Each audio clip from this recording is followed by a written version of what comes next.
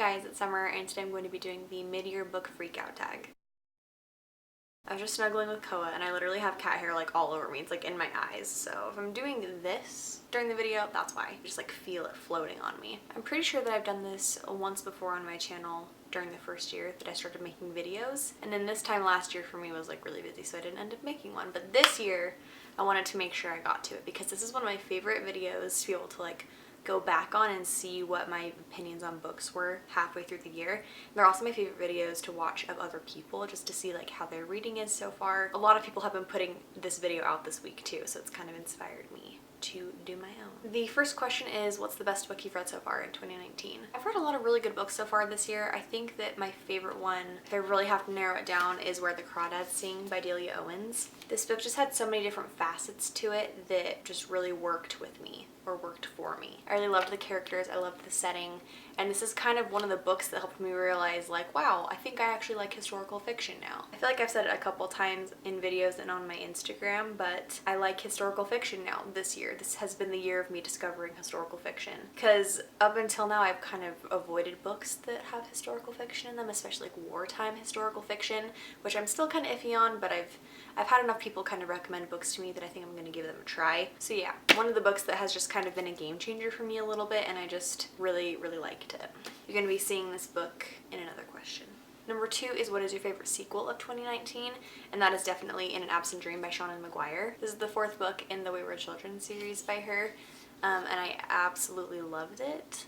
This could honestly fight Where the Crawdads Sing for like my favorite book of the year. You'll also be seeing this again in another question. I keep wanting to say what my favorite things were about the book, but that's why I picked it for the other question, if that makes sense. So like you'll be hearing more about why I love this book so much in a later question. Number 3 is a 2019 new release that you haven't read yet but you really want to.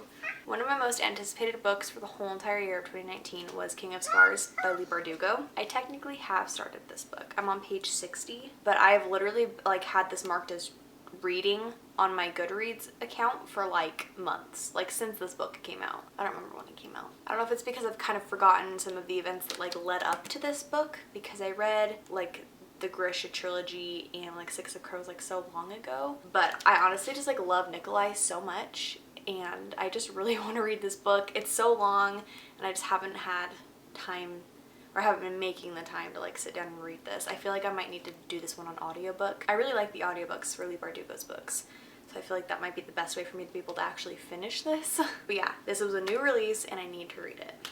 Number 4 is your most anticipated release for the second half of this year. I honestly don't have one. I don't like remember any books that really stick out in my mind as books that I'm like anxiously waiting for. I feel like all the books that I'm waiting for are coming out next year, or at least a couple that I'm really excited about are coming out next year, so I don't know. I don't have an answer for this one. Number 5 is your biggest disappointment of the year so far, and that is The Ice Cream Queen of Orchard Street by Susan Jane Gilman. I bought this book like 3 years ago, mostly because of the cover and like it has ice cream on it and like I love ice cream. It's historical fiction though, and I knew that when I bought it, knowing that I don't like historical fiction, or that I didn't back then. But I liked the idea of like an immigrant coming to the United States and starting an ice cream franchise. Like I thought that was cool. And I did like that aspect of it. I loved like someone coming to America and like being able to start a business and like have a happier life in America and build something for themselves. Like I loved that, and I loved seeing America in this time period. But the main character in this book was so unlikable. And there's a lot of books that I've read this year that have kind of more unlikable characters in them, but they also have like redeeming qualities to them that makes me kind of like them a little bit still. But the main character in this one, Malka, or Lillian, she goes by Malka when she first moves to the US from Russia, and then ends up going by Lillian after she gets baptized or something like that. She was just a terrible person. Like I really did not like her. Just her attitude towards everything and the way that she treated people and the way that her business meant more to her than the people that she was supposed to love, like her family and her friends and stuff. This book just wasn't what I wanted it to be. I wanted it to be about this cute lady who owned like an ice cream store, and then it slowly got bigger and bigger or something. And it was just like about this grouchy woman who just like did it because she had to beat everybody else, like that kind of a thing, and it just was not my favorite.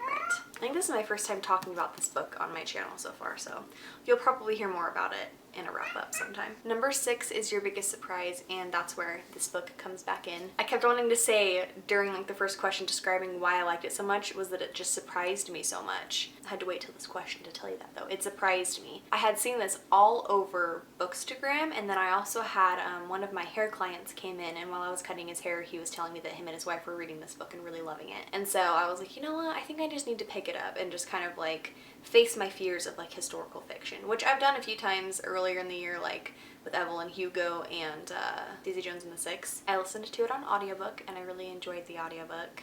People had told me it was about a girl who gets abandoned by her family and has to kind of like learn things on her own, but it's so much more than that. She's part of a community that really looks down on her and belittles her and treats her really terribly because she's illiterate and her family has abandoned her, so she really hasn't had a whole lot of like lessons on what to do in social situations, and she doesn't know how to read. She's just marsh girl. Her family like lived in the marsh and that's where she lives, and she spends all of her time in the dirt and out amongst nature and stuff like that, but that's what she loves. She ends up becoming like an expert on like the biology of the marsh that she lives in. I just really loved her character in this book and the setting, and I think it's because I didn't know that that's what this book had in it, so that's the surprise element was really something that made me love this book even more. I feel like I'm just like word vomiting. I don't even know what I'm saying about stuff right now. Anyway, I love this book.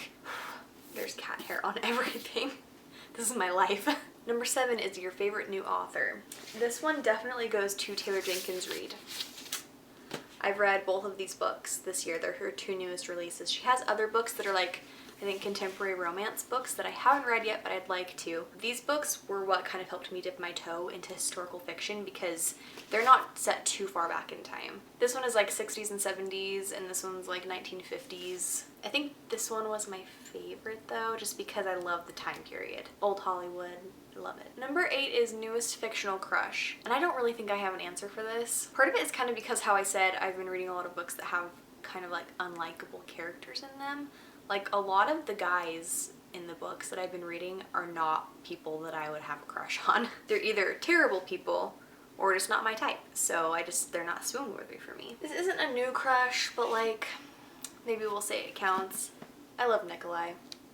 He's my favorite. I love him. It's kind of funny. I've just found that ever since I have a boyfriend in real life now, I don't really like look for fictional crushes and I don't find myself having them as much. So number 9 is a newest favorite character. I really liked the characters from Normal People by Sally Rooney. I really liked this book. It really is just a book about like following 2 people and their lives almost from start to finish, like young adulthood into adulthood. You're just following these 2 people that kind of like come in and out of each other's lives. You hear about like them going through college and their relationships and work and stuff like that. These just felt like real people, and I guess that's kind of what the title is about, like normal people. These are just normal people, but you just end up following them and hearing about their lives. These were definitely like really great characters. They were kind of unlikable in some ways.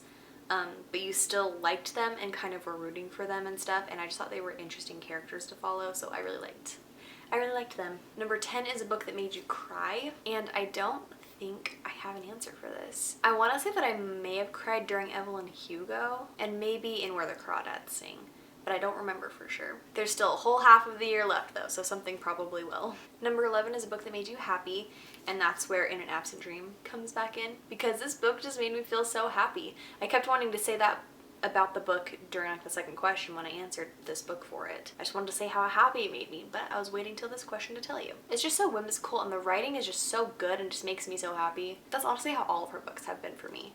I just love how I feel when I read them. Next is the most beautiful book that you've bought or received this year. I have a few I'm going to show you because I literally like love beautiful covers, and I totally judge a book by its cover. I feel like most people do, and if it's a pretty cover, it makes me want it even more. So I have a few. I want to do like a whole video on my favorite book covers, but it will literally be like half of the books that are on my shelf, so I don't even know what's going to happen with that. But I'm going to start with my newest purchase. I just really got it this past week when I was on vacation in California. We went to this really cute little bookshop, and I picked up Wildwood by Colin Malloy, and it's illustrated by Carson Ellis. Pretty sure both of these people are from the band The Decemberists. I have loved Carson's illustration style since I discovered her, and then I found out that she illustrated these books. They're middle grade. It's pretty chunky, has deckled edges. I love it. Like, this whole book is just like, I love it. Try to do a little bit of a close-up. This is definitely a cover buy, but I've also heard good things about it too, so I will read it, but I love this cover. I also have this book that my boyfriend got me. I've shown it to you guys before, but it's this collection of Lovecraft short stories, and I just think it's really, really cool. Just like the foiling on it, it's just a really cool edition, and I love how it looks on my shelf.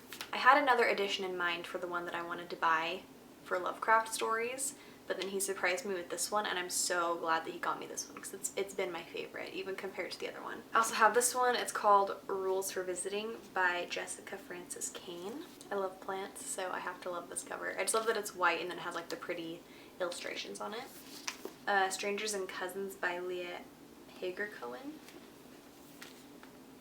I love the colors. I love the ribbon on it. And then the last question is, what is a book that you need to finish by the end of the year? My answer is Little Women by Louisa May Alcott. There's a new adaptation coming out. I don't remember if it's like an actual like movie or just being released like through Amazon or something. I love the actors that are going to be in it. I've never read this book before. I've never seen any adaptation. I don't know anything about this book other than it's about like sisters. I've also not really ever read a classic, so I'd like to read this and kind of mark that off of my reading bucket list. I also am obsessed with this edition. I think it's like a Penguin Threads edition or something like that, but it looks like it's embroidered, and wherever there's like stitching, it's like kind of raised up on the paper, so it like feels cool too.